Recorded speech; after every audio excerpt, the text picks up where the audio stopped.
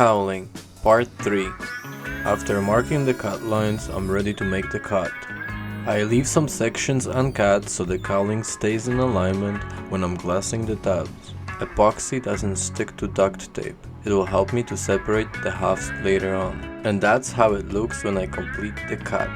After some trimming and cutting, I can finally see the engine inside the cowling. The tabs are not complete yet, so I take care of them next.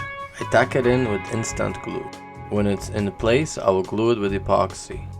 I pre-made those tabs before, it's just one cured layer of fiberglass. Time to glue it with epoxy. I make sure that the glue gets behind the tabs. I sanded all the surfaces before gluing so everything adheres nice and strong. I also add some fiberglass from the inside to give some more strength to the tabs. Look at this, pretty square but decent. That's all for today and more coming soon.